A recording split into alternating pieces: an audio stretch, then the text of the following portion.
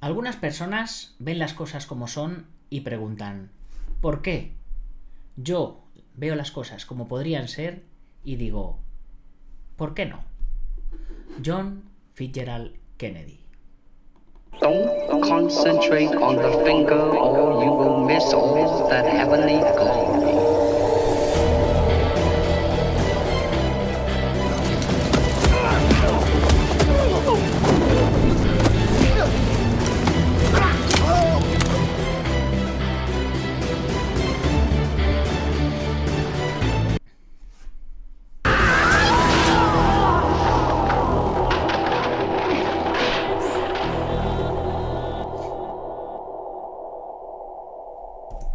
Buenos días, buenas tardes o buenas noches, dependiendo de dónde nos estés viendo o oyendo. Soy Nacho Serapio, fundador de Dragon.es, y te doy la bienvenida a una nueva edición de Dragon Magazine, tu programa de artes marciales y deportes de contacto. Hoy es martes 28 de julio de 2020 y vamos por nuestro programa número 827. Y bueno, nuestro programa de hoy, ¿a quién se lo dedico? Pues se lo voy a dedicar a todos aquellos que buscan en las artes marciales y los deportes de contacto un camino para encontrarse a sí mismos, más allá de cinturones, de trofeos y de diplomas y de todas esas cosas. Porque es precisamente de eso de lo que vamos a hablar hoy. Hoy en nuestro programa vamos a hablar sobre el mundo del deporte. ¿Tiene una filosofía implícita o la filosofía es solo de las artes marciales y no es del deporte?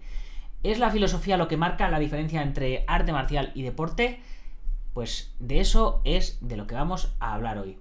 Antes, recuerda que esta noche, dentro de un ratito, a las 22:22, cuando acabemos el podcast y hayáis cenado, todos los miembros de la comunidad Dragon tenéis nuevo libro en PDF para descargar. Y es que, como muchos sabéis, y pues ya lo he contado muchas veces, Dragon.es es una especie de Netflix y de Amazon de las artes marciales. Tenéis una suscripción de 12 euros al mes y tenéis más de 80 cursos repartidos en 1000 videotutoriales que están ordenados pedagógicamente de todo. Hay manejo de armas, defensa personal, katas, combate, MMA, estilos tradicionales, estilos contemporáneos, luxaciones, hasta cómo diseñar la propia web de vuestro gimnasio, estilos internos. Bueno, hay una locura. Y por supuesto también tenemos nuestro apartado de entrenamientos gratis. Aquí tenéis un poco un filtro de todo lo que tenéis. Tenemos un montón de cursos de manejo de armas, un montón de cursos de temas acrobáticos y espectaculares, cursos básicos, tenemos defensa personal, es más, tenemos un curso de cómo poder organizarte todos estos cursos para que puedas entrenar tú solo en tu casa. Y por supuesto tenemos también la zona gratis, tenemos entrenamientos gratis de 50-60 minutos y entrenamientos gratis cortitos de 8, 4, 5, 6 minutos. Hacemos el sistema Tabata, que son 4 minutos de entrenamiento, para que no digas que es que no entrenas porque no tienes tiempo, que es que no entreno porque no tengo dinero para ir al gimnasio, que es que no entreno porque no sé qué. Mira, si quieres empezar y ver si esto te mola, aquí tienes un montón de clases, tienes 40 entrenamientos que si los dividimos en semanas, imaginando que entrenemos lunes y miércoles, dividimos esos 40 entrenamientos, tienes para 20 semanas, que si las dividimos entre 4 o 5 semanas que tiene el mes, tienes para 4 o 5 meses de entrenamiento. Tiempo suficiente para que puedas decidir si te merece la pena esto o si no te merece la pena o lo que tú quieras. En fin. Luego también tenemos la revista, tenemos la tienda online, tenemos nuestra comunidad privada, que la comunidad es una auténtica pasada, es una especie de Facebook, pero exclusivamente de artes marciales, con un mapa de usuarios para localizar a los usuarios, con el acceso aquí a la revista, nuestros patrocinadores, los cursos, los podcasts, los libros, la tienda online. Bueno, chicos, una auténtica pasada. ¿Qué os voy a decir yo? Que soy el que lo ha creado. Y luego en nuestro canal de YouTube ya sabéis que también tenéis la opción de uniros para ayudarnos a rodar la peli, porque vamos a rodar una peli. Estamos en plena preproducción, estamos con temas de guión, con temas de producción, localizando personajes, actores, especialistas, localizaciones, en fin, va a estar guay, va a estar brutal, y tú también puedes salir y tú también nos puedes ayudar, así que anímate y échanos un cablecito, que aunque para ti te parezca poco, a nosotros va a ser muy muy importante tu ayuda. Y bueno, pues si os parece, me dejo de rollos y nos metemos ya directamente con la chicha del programa, ¿no? Bien, pues he encontrado un artículo que se llama El filósofo del deporte, es un ensayo, y lo escribe Antonio Sánchez Pato. De hecho, si ponéis esto que os acabo de decir, encontraréis un documento en PDF que es el mismo que voy a ir leyendo yo, que me ha parecido súper interesante. Dice así: partiendo de la proposición de que la filosofía y el deporte son formas de conocimiento, proponemos la figura del filósofo del deporte como encarnación posible de ambas perspectivas aunadas, la del filósofo y la del deportista. Desarrollaremos para ello dos ideas básicas: que la filosofía es una gimnasia para el cuerpo y que la gimnasia es una filosofía para la mente. Entendemos que al filósofo del deporte le compete sopesar la verdadera trascendencia de los deportes más allá de las modas sociales que ciñen su significado en virtud de valores posmodernos de individualismo, relativismo y falta de certidumbres. La filosofía y el deporte son formas de conocimiento. La relación entre filosofía y gimnasia no es reciente, aunque sí es actual. Reciente es la forma en la que Peter Sloterdijk ha revisado la idea de que la filosofía es una gimnasia para la mente en su obra Tienes que cambiar tu vida. El ser humano debe ejercitarse en llegar a ser más de lo que es, dice Sloterdijk, y el lugar sagrado que nos indica para afrontar ese proyecto es el gimnasio. Es un eslogan en el que subyace una filosofía práctica que nos invita a la excelencia. Como yo siempre os digo, tenemos que intentar sacar o forjar nuestra mejor versión, ¿no? Es para mí el camino de las artes marciales es básicamente eso: forja tu mejor versión. No en vano, en el diccionario de la Real Academia Española, en su tercera acepción, define la gimnasia como práctica o ejercicio que adiestra en cualquier actividad o función. En este sentido, la actividad cerebral inducida por el ejercicio de la filosofía constituye una auténtica gimnasia, ya que adiestra, enseña e instruye en la función superior del pensar. Pero tan interesante se presenta esta relación como la complementaria, que la gimnasia es una filosofía para el cuerpo, porque las claves y la lógica que subyacen a los ejercicios gimnásticos o a la práctica de algunos deportes encierra una medida, una mesura, acorde con los principios más generales que organizan y orientan el conocimiento de la realidad, así como el sentido del obrar humano.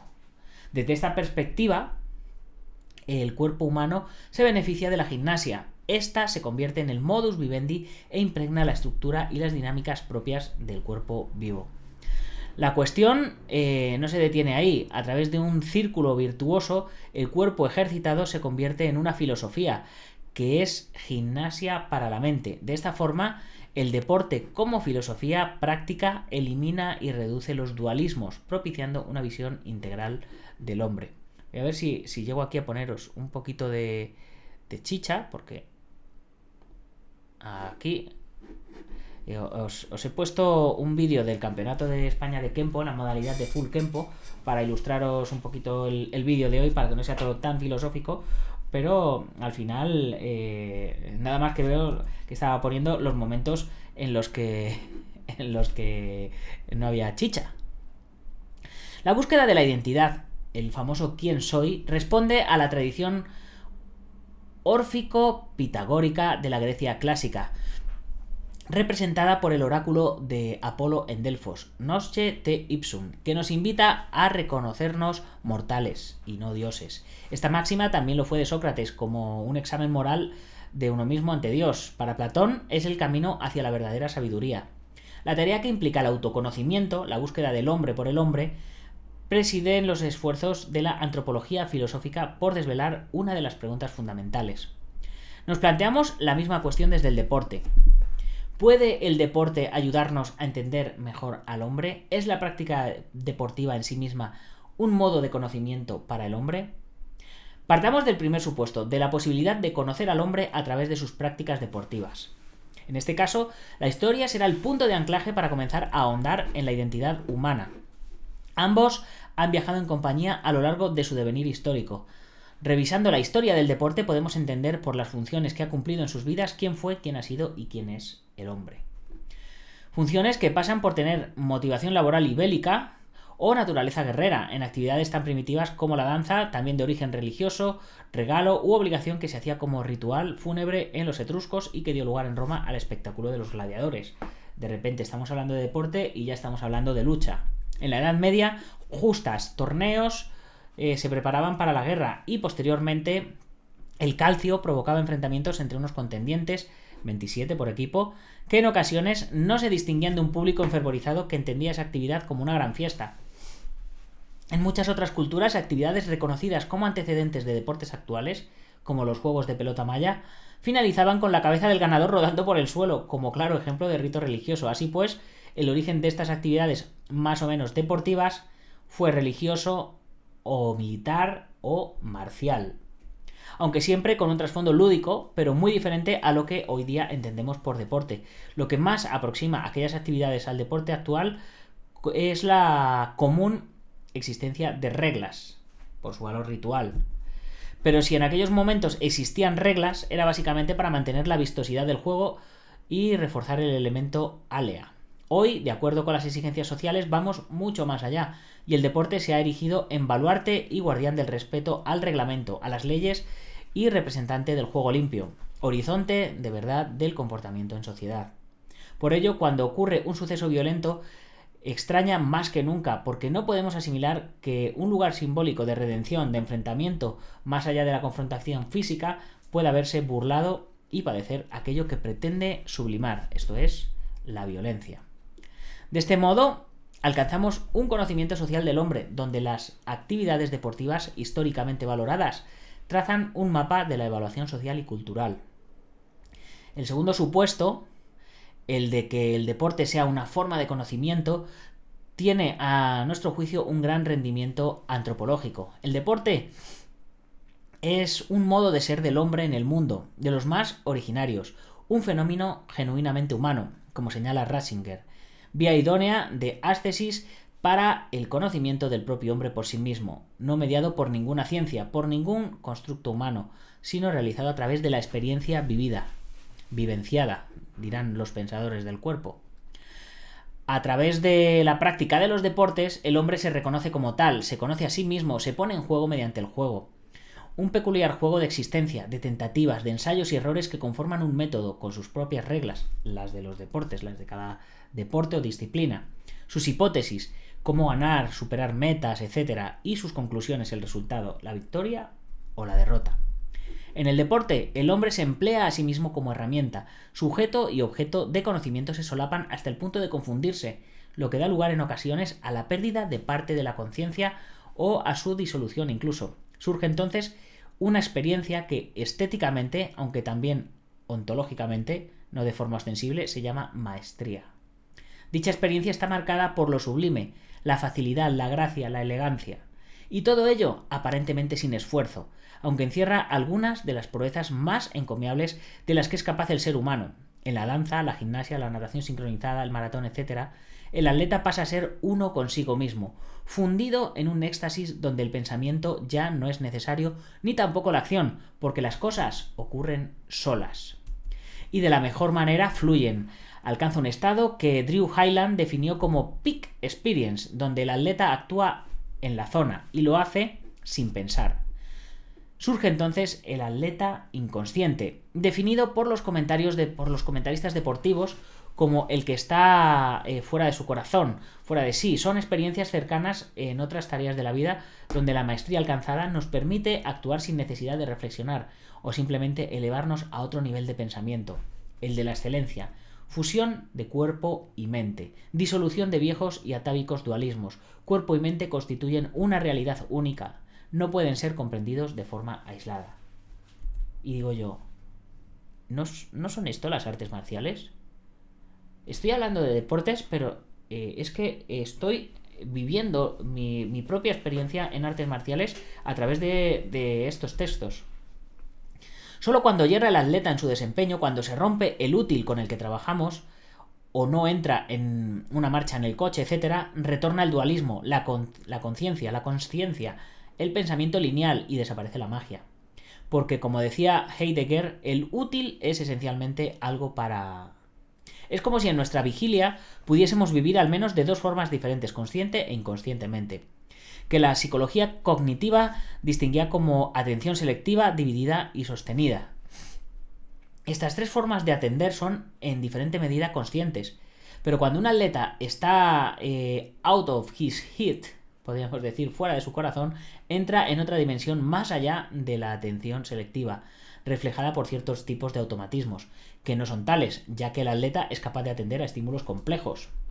En algunos deportes en los que hay que percibir distintas trayectorias de móviles y personas, o de golpes en este caso, los maestros son capaces de dar respuesta con excelencia sin apenas ser conscientes de ello, porque se trate de un martillo o de una raqueta o de un puñetazo o de una patada, sea lo que sea, volviendo a Heidegger, cuanto mejor se la agarre y se la use, tanto más original se vuelve a tenerse a ella, tanto más desembozadamente se hace frente a ella como lo que es, como un útil. La repetición parece ser el camino preciso para alcanzar la perfección del movimiento, dice Sloterdijk. Precisamente cuando esa perfección se alcanza y la acompaña la eficiencia, surge el olvido de la acción. La cura, el curarse, el cuidarse de las cosas a través de nuestra interacción con el medio queda abolida. El actor que ha alcanzado la maestría del movimiento ha dejado de preocuparse por su gestión. Un nuevo lazo surge para explicar el movimiento. Ya no prima el esquema pensamiento-acción. Se produce la suspensión del lenguaje, del pensamiento, accediendo a otro nivel de conocimiento, el ser uno con la cosa, a través de la acción que rompe el nudo causal, mecánico, entre el hombre y el medio, la herramienta o el implemento, el sujeto y el objeto. Como explica Heidegger, a la forma de ser del útil, en que éste se hace patente desde sí mismo, lo llamaremos ser a la mano. Ambos se mueven al mismo tiempo, armónicamente, como si fuesen una misma pieza, como si estuviesen en vilo, parados, fuera del tiempo, ausentes. Esto es lo que a mí me han enseñado siempre en artes marciales como el elemento vacío, de los 5 elementos: tierra, agua, fuego, viento, vacío. Cuando me enseñaban a manejar armas, la tierra me enseñaba las técnicas básicas, el agua me enseñaba a fluir con él, el fuego me enseñaba cómo destruir al enemigo, el viento me enseñaba a defenderme contra ese arma y el vacío me enseñaba a ser uno mismo con el arma. Es esto que estamos explicando. Por eso, la percepción de aquellas personas agraciadas con la maestría del movimiento es atemporal. El tiempo no es ya lineal, sino que se percibe eterno, sincrónico como el movimiento. Espacio y tiempo dan una nueva consistencia al ser, un ascesis, un camino de virtud, de perfeccionamiento, de excelencia. Aquí es donde los desempeños físicos e intelectuales se solapan, siendo la maestría el proceso de conversión del alumno en maestro, como prueba del éxito de la paideia griega en nuestro tiempo. Nuevamente, alumno-maestro. Nuevamente estamos hablando otra vez de lo mismo. Esta maestría se plasma perfectamente en el jugador de ajedrez. Del buen ajedrecista es imposible separar la toma de decisiones que le lleva a decidir mover una pieza del movimiento mismo de la pieza. Porque antes de efectuar dicho movimiento en el tablero, la pieza ya se ha movido en la mente del ajedrecista. Pensamiento y acción se funden en un acto creativo de la inteligencia superior de los humanos. A este fascinante ejercicio ha dedicado un valioso tratado Joseph Seifert. Más, en cualquier actividad rutinaria de nuestra vida, desde conducir un coche a lavarnos los dientes, lo que os decía, cuando cambias de marcha sin pensar, alcanzamos la maestría, puesto que representa un proceso asociado a la educación. ¿Qué diferencia existe entre estas actividades, la maestría deportiva y la maestría en artes marciales? Tal vez se trate solo de una cuestión de número, de la cantidad de personas que lo consiguen, o por contra de una cuestión cualitativa que nos diferencia, nos segrega y clasifica, nos hace diferentes en capacidades y tal vez como personas. Analicemos ahora dos de las proposiciones básicas en la relación entre filosofía, gimnasia, deporte, mente, cuerpo, artes marciales. Que la filosofía es un gimnasio para el cuerpo y que la gimnasia es una filosofía para la mente. Empecemos con la filosofía es una gimnasia para el cuerpo. El primer elemento de conexión entre filosofía y gimnasia tiene que ver con la configuración del cuerpo. Nos sitúa en la perspectiva integrada de la antropología filosófica, que tan acertadamente ha desarrollado el doctor Pedro Jesús Teruel en su obra Mente, Cerebro y Antropología en Kant. Pensadores de todas las épocas han subrayado el modo en que la filosofía, entendida en sentido lato como actividad reflexiva y modo de vida, contribuye a configurar la estructura corporal, a imprimirle una cierta nota organizativa, una imagen, etc. Dicha configuración guarda un paralelismo con la acción estructural de la gimnasia en el cuerpo del atleta o de aquella persona que practica un deporte o un arte marcial. Los cauces por los que se vehicula son múltiples y a continuación nos detendremos brevemente en tres de ellos. Un reflejo evidente de esa acción configuradora es el rostro. Que la cara es el espejo del alma constituye el fruto de constataciones empíricas que han dejado huella en la sabiduría popular de todos los patrimonios culturales del mundo. Llegada la época de las grandes síntesis y repertorios enciclopédicos, algunos autores quisieron establecer criterios fijos en orden al reconocimiento e interpretación de los rasgos que son fruto de la configuración espiritual de la filosofía humana. Recordemos, por ejemplo, los estudios fisiognómicos de Johann Caspar Lavater, que obtuvieron un cierto eco social en el siglo XIX, debido a su apariencia de cientificidad. De hecho, estuvieron a punto de costarle a Charles Darwin su participación en la arriesgada empresa de Beagle. Hay que notar con todo que las teorías fisiognómicas hicieron hincapié en el carácter fundamental previo de la herencia.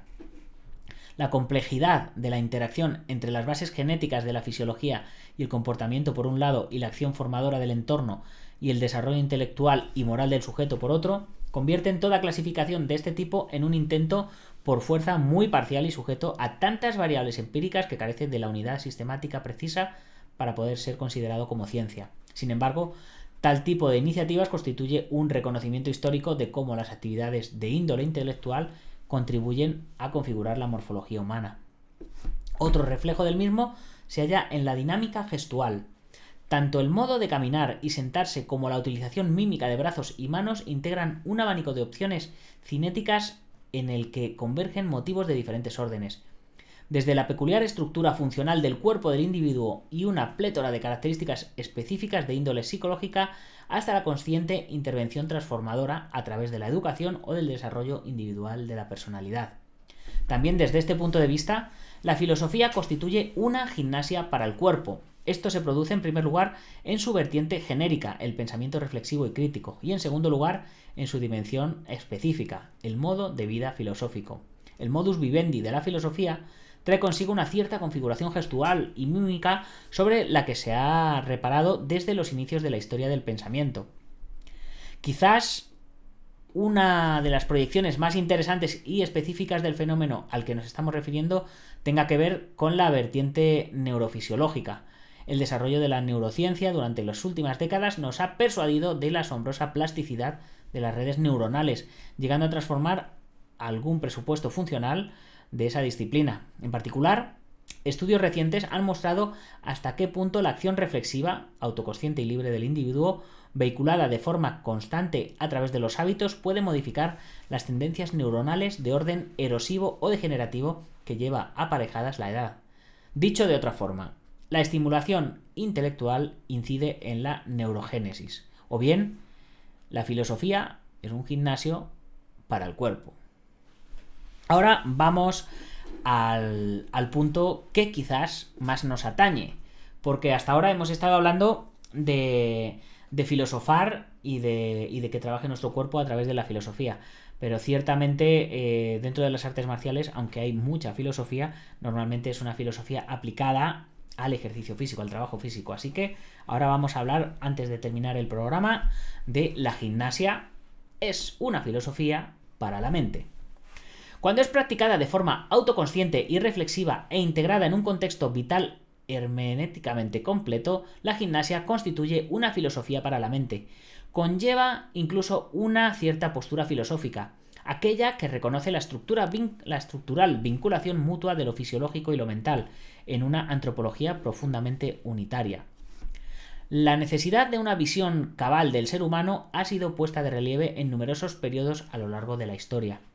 Uno de los correlatos en la historia del pensamiento ha sido el hilemorfismo aristotélico y su trasunto en la antropología escolástica. No tengo ni pajolera idea de lo que significa esto, pero bueno, ahí está. En nuestros días, la unidad del cuerpo y mente constituyen incluso un pretexto para lemas publicitarios. Sin embargo, nuestra época está lejos de defender sin reservas una visión integral del ser humano. Que la práctica deportiva pueda contribuir a un paradigma antropológico unitario constituye, pues, un rendimiento histórico no desdeñable.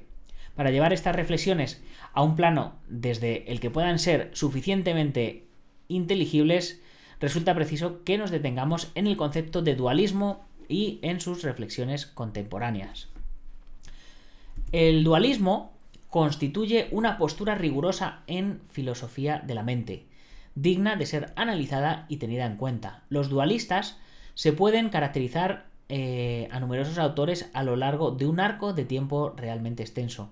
Dualistas han sido, por aludir a algunos pensadores muy conocidos, Platón y en cierto sentido Aristóteles en la época clásica, René Descartes, y los ocasionalistas en la época moderna, Karl Popper y John Eccles del siglo XX. Hay que notar, con todo, que la postura platónica o cartesiana posee un trasfondo metafísico fuerte. De la constatación de la dualidad cuerpo-mente, el dualismo sustancialista extrae consecuencias ontológicas, independencia del sustrato de lo mental, el alma o lo espiritual, respecto de sus bases neurofisiológicas. En cambio, otros autores dualistas no extraen esas consecuencias metafísicas, por ejemplo, Popper. Y yo, para que entendáis los artistas marciales a qué nos referimos con el dualismo, lo tengo muy, muy sencillo. Yin y Yang. Positivo, negativo. Blanco, negro. Inicio, final. Arriba, abajo. Dentro, fuera. Todo eso es dualismo. La postura dualista es incluso la más próxima al sentido común. Todos experimentamos como diferentes entre sí los procesos mentales y neurofisiológicos. En el orden de tal postura se encuentra la constatación de fenómenos objetivos. Los procesos mentales, en particular los procesos que van acompañados de los rasgos de la subjetividad, autoconciencia reflexiva y libertad, poseen características y dinámicas estructuralmente diferentes de las que acompañan a los procesos neurofisiológicos. Mientras que los primeros son psicológico-subjetivos, los segundos se desarrollan según pautas físico-químico-eléctricas. Que ambas están conectadas es evidente. El problema surge cuando se trata de explicar esa conexión. Más concretamente, el problema difícil aparece en la dualidad específicamente humana, mientras que los rasgos de la psicología animal en general pueden ser explicados con ayuda de la biología evolutiva. La emergencia de la subjetividad se resiste a ese tipo de explicación. Con subjetividad nos referimos a los rasgos específicamente humanos de la mente, aquellos procesos relacionados con la autoconciencia reflexiva y con la libertad. Se trata justamente de los procesos que constituyen el fundamento objetivo de los términos clásicos de alma o espíritu. Con todo, el dualismo nos parece una propuesta teórica insuficiente. Dicha insuficiencia tiene que ver con su carácter parcial y no explicativo. Sirve para comprender la estructura del ser humano que ha desarrollado los rasgos de la subjetividad. En él encontramos una dualidad operacional que no puede ser negada y que ha de ser explicada. Ahora bien, dicha dualidad operacional no se muestra en todas las fases del desarrollo ontogénico. Durante las fases iniciales, embrión, feto, bebé, encontramos una estructura biológica psicológica de la que está ausente la subjetividad. Lo mismo se puede decir desde el punto de vista del desarrollo filogenético. El Homo sapiens, es decir, nosotros, aparece en el transcurso de un proceso evolutivo, desde el Homo habilis y el Homo erectus, pasando por el Homo antecesor o alguno de estos señalado por algunas fases, proceso que a su vez se inserta en el desarrollo filogenético de los mamíferos. Antes de la revolución cerebral que supuso la aparición del género Homo, los rasgos de la subjetividad estaban ausentes en el mundo. El dualismo se adecua, pues, solo a la estructura de los seres humanos en los que ha emergido ya la subjetividad y deja fuera de su consideración las fases iniciales de la ontogénesis y de la filogénesis. Más radical resulta aún el segundo reparo. El dualismo es una teoría poco explicativa. Describir los extremos de un problema no equivale a resolverlo. Mostrar cómo el ser humano se encuentra engarzado en lo neurofísico y lo mental no significa poder explicar en qué consiste esa conexión. Y pese a lo que se pueda pensar, el dualismo se halla muy presente en la sociedad actual. Es cierto que la corriente de moda en filosofía de la mente no es el dualismo, sino el materialismo. De ahí que muchos fenómenos sociales estén permeados por un materialismo explícito o soterrado. No obstante, el planteamiento dualista sigue vigente en muy variados modos de pensar. Nos vamos a referir ahora a 3 ejemplos de ello que señala el filósofo Pedro Jesús Teruel, del cual os he hablado hace un momento. La dicotomía entre identidad y fisiología. Durante las últimas décadas ha experimentado considerable auge un modo de pensar según el cual la identidad personal está desligada del propio cuerpo. Así, el hecho de ser fisiológicamente hombre o mujer no sería relevante, según esta postura, en orden de sentirse hombre, mujer o cualquier otra variante identitaria, gay, bisexual, pansexual o lo que queráis. Se adopta así un presupuesto dualista. Los procesos mentales constituirían una identidad, mientras que el cuerpo sería solo un correlato que es utilizado por ellos. Se reedita de esta manera la vieja metáfora de raigambre dualista del alma como piloto del cuerpo. Segundo, la escisión entre personalidad y sexualidad. Según un extendido modo de pensar, la sexualidad sería parte exclusiva de la dimensión lúdica, entre comillas, del ser humano. De ella habría que disfrutar sin ningún tipo de restricciones relativas a la estabilidad o al género de la pareja o al modo de practicarla, etc. Ese ilimitado uso de la sexualidad no revertiría en modo alguno en la personalidad, que quedaría fuera del juego dirigido externamente por ella. Se escinde así de nuevo 2 elementos. A modo dualista, el cuerpo y la mente pertenecerían a esferas separadas, independientes, de manera que la segunda podría servirse de la primera con fines lúdicos sin que esta utilización revirtiese en modo alguno en ella. Y el tercer punto, el contraste entre intimidad y muestra. Otro fenómeno dualista tiene que ver con la moda. Siguiendo el mismo esquema, en ocasiones se distingue netamente entre lo que se es, la intimidad personal, la manera auténtica de ser, etc., y el modo en que uno se muestra, a través del estilo de la ropa y los accesorios, o de la ausencia de ellos, o de cómo uno es realmente y cómo se muestra en Instagram, ¿no? Así, por ejemplo, algunas personas optan por un modo de vestir en el que casi todo está a la vista, aunque la propia personalidad tienda hacia la introspección y no busque realmente ponerse al descubierto para atraer a una pareja. En ese tipo de comportamientos, a menudo fomentados por la publicidad de las empresas de moda, se escinde entre la intimidad, que puede quedar incluso en un plano muy reservado, y el modo en que se muestra el cuerpo, que queda a la vista, como si intimidad y cuerpo no estuviesen profundamente enlazados. En tales casos se aplica, la mayoría de las veces de forma inconsciente, un presupuesto dualista muy cercano al que hemos puesto de relieve en relación con la escisión entre personalidad y sexualidad. Está claro que estos fenómenos sociales no tienen que ver de forma explícita con el dualismo en la filosofía de la mente. Sin embargo, muestran un modo de comprender al ser humano que denota tintes dualistas. Entre ellos se demuestra la gran importancia antropológica que tiene la manera en que se plantee el problema mente-cuerpo. El desafío consiste en articular una teoría que haga justicia tanto a la unidad ontogénica estructural como a la dualidad operacional presente en el ser humano. Frente a esta perspectiva teórico-social, la promoción de una actividad deportiva integrada en una visión unitaria del ser humano trae consigo rendimientos de gran alcance. La gimnasia, entendida como hemos hecho hasta aquí en un sentido amplio, artes marciales, deportes, etc., tratando de encontrar esa conexión, constituye una escuela en la que se aprende la íntima vinculación entre las diferentes dimensiones del ser humano, el cuerpo vivo, la dimensión psicológica, la subjetividad, etc. Por ello, es una filosofía no solo para el cuerpo, sino también para la mente. Y por último, vamos a hablar, el último apartado, la labor del del filósofo del deporte o del filósofo de las artes marciales. En la antigüedad clásica era costumbre cantar las gestas deportivas de los héroes de las Olimpiadas, o de los caballeros medievales, o de los gladiadores, etc. Fijaros, nuevamente estamos hablando de deporte y estamos hablando de lucha y de enfrentamiento y tal. Se trataba en su origen de unos juegos dedicados a los dioses del Olimpo, que tenían su sede en las antiguas mesetas de Olimpia, donde estaba Zeus y Hera y todo eso. Inicialmente tenían un marcado carácter religioso y combinaban una serie de antiguos eventos deportivos basados en su mayoría en los mitos griegos. Hoy las narraciones o los narradores han cambiado. En la aldea global preconizada por McLuhan, que no sé quién es, las gestas son universales, no por la hondura o la capacitación de la proeza, sino por la repercusión mediática que pueden tener.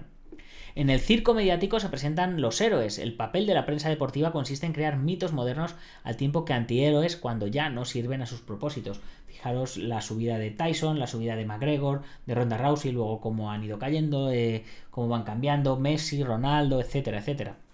Pero la historia del deporte contiene algo más que estadísticas y resultados de las confrontaciones deportivas. Es un proceso social e histórico de construcción de leyendas y narraciones heroicas que resaltan las cualidades más humanas de los héroes deportivos. La humildad, la perseverancia, la grandeza, la disciplina, etc. ¿Os suena esto? Pues sí, todo esto es lo que enseñan las artes marciales. En los últimos años se ha convertido en una constante el hecho de sobredimensionar el valor histórico de los acontecimientos deportivos. Casi cada fin de semana, o al menos una vez al mes, los medios de comunicación nos venden la celebración de algún acontecimiento deportivo de carácter histórico. No obstante, su verdadera dimensión dista mucho de convertirlos en acontecimientos. De hecho, y tal y como lo define la RAE, un acontecimiento es un hecho o suceso, especialmente cuando reviste cierta importancia. Dada la promiscuidad en la que ha asumido algunos deportes el calendario deportivo, no puede haber un verdadero acontecimiento deportivo o un partido del año, del siglo, cada 15 días. La clave de la cuestión estriba en que la relevancia que alcanzan algunos deportes cuando son mediatizados y convertidos en negocio editorial o informativo se halla sobredimensionada. El efecto de esta espiral de acontecimientos es su posible pérdida de interés o posiblemente su degeneración, ya que necesitan llenarse cada vez más de un contenido que al menos durante el transcurso de la retransmisión alcance las expectativas que ha generado. Cuando esto no ocurre, el camino al desencanto, al vaciado de sentido, incluso a la violencia, queda explícito o expedito. Al filósofo del deporte, encarnación posible de ambas perspectivas aunadas, la del filósofo y la del deportista, al artista marcial, le compete sopesar la verdadera trascendencia de los deportes, más allá de las modas sociales que ciñen su significado en virtud de valores posmodernos de individualismo, relativismo y falta de certidumbres. ¿Acaso los filósofos deberían deportarse a los deportes deberían deportarse o los deportistas filosofar? Pues el deporte debe mantenerse como un foro que ilumine o un faro que ilumine los anhelos humanos de superación y trascendencia. Superación y trascendencia. Nuevamente, valores englobados con las artes marciales. Eliminado el relativismo cultural deportivo que hace invisibles a los deportes minoritarios, siendo ejemplo vivo de superación de dualismos. Un buen modelo de esto último lo encontramos en la superación de la perspectiva también dualista que separa al deporte praxis del deporte espectáculo, como proponía el mismísimo José María Cogigal. Esta dualidad fue rebasada por los sociólogos e historiadores en su obra Deporte y ocio en el proceso de civilización a través del concepto de figuración, lo cual nos permite percibir el deporte como una sola figuración, como una realidad con distintas variables actuando de forma interdependiente. Hacer lo contrario sería semejante, por ejemplo, a observar un partido de fútbol y fijarnos solo en un equipo, cuando la realidad es que se trata de un proceso social en miniatura en el cual los jugadores constituyen una única figuración, en el que junto con los grupos de hinchas integran un todo. En este contexto, el papel que le compete a la ciencia es el de pronunciarse sobre el valor cultural del deporte. Dicho valor es de orden cualitativo, no meramente numérico, medido en medallas, goles, victorias y récords. Como en toda actividad humana, la esencia del deporte se halla ligada a la incertidumbre, al elemento alea, al azar. Es por ello que el hombre emprende aventuras, acepta retos y consigue proezas. Tanto la búsqueda como el hallazgo configuran la existencia humana. Los caminos emprendidos en esa búsqueda son el deporte, la filosofía, la ciencia, la búsqueda espiritual. Índices de lo verdaderamente humano y altamente desarrollado en las artes marciales. Y con esto, chicos, terminamos este programa de hoy. No sé si os gustan, la verdad, este tipo de programas así en el que nos salimos un poco del arte marcial y nos metemos más en la filosofía, aunque para mí todo lo que hemos estado hablando era 100% arte marcial o estaba relacionado 100% con las artes marciales. Pero bueno, no sé, comentármelo, decírmelo, dejármelo aquí en la cajita de comentarios si es que todavía estáis aquí y no os habéis dormido. A mí me ha parecido muy, muy interesante, sobre todo para romper ya esa barrera entre deportes y artes marciales, entre pues esto, federaciones deportivas, federaciones culturales. No, es que mi arte marcial, es que yo hago artes marciales, no hago deporte. No, perdona. Las artes marciales son deportes. Y los deportes pueden ser artes marciales. Los deportes de contacto pueden ser arte marcial o no. ¿Qué diferencia un deporte de contacto de un arte marcial? Que el arte marcial se hizo en 1940, en el periodo de la posguerra, de la Segunda Guerra Mundial, y el deporte de contacto en los años 70. ¿Esa es la diferencia? Que unos llevan colores flúor y protecciones y los otros llevan kimono. ¿Esa es la diferencia? Pues no sé, vosotros me diréis. Yo por lo pronto me voy despidiendo, chicos, hasta mañana, pero no sin antes, como siempre, mencionar a los patrocinadores. IPM International Martial Unión del maestro Martín García, Gimnasio Buen Quidoyo de Sijan Marín en Yuncos, Toledo, Antonio Delicado de la Mitosa Internacional Coso Río Kempo Asociación, Joaquín Valera de Janminyo Hapkido, Taza Academy de David Armendariz, guamai.net, Alberto Hidalgo y Ubentex, plataforma número 1 de gestión integral de torneos. Si te ha gustado el programa, compártelo con tus amigos. Si no te ha gustado, compártelo con tus enemigos, pero compártelo. Mañana más y mejor. ¡Gámbaro!